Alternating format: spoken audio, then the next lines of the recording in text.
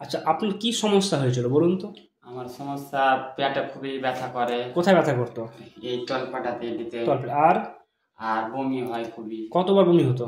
বমি ধরো 50-60 50 50 বার 60 বার হয়ে যায়। মানে প্রত্যেক দিন 50 থেকে 60 বার বমি হতো, তাই তো? বমি। আর আর ধরো খাবার খেতে পারতাম না।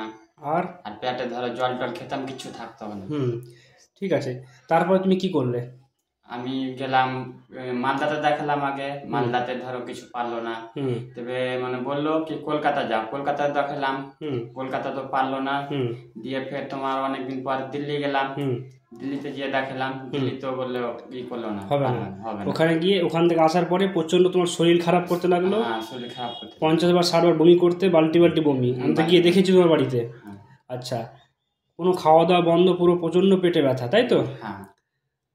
তোমার যেটা আছে MRD, মেডিকেল রেনাল ডিজিজ, ঠিক আছে, বা কিডনি ড্যামেজের দিকে হচ্ছে, ঠিক আছে।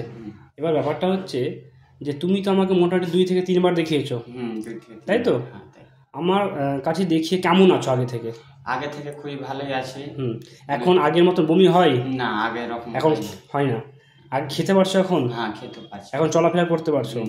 আগে তো বিছানায় শুয়ে থাকতে সব সময়। না, এখন থাকি না। এখন আগে তো বিছানায় সবসময় শুয়ে থাকতে। হ্যাঁ, শুয়ে থাকতাম। উঠতে পারতে না। না, এখন সবসময় চলাফেরা করতে পারছো। হ্যাঁ, এখন কি চালিয়ে এসছো?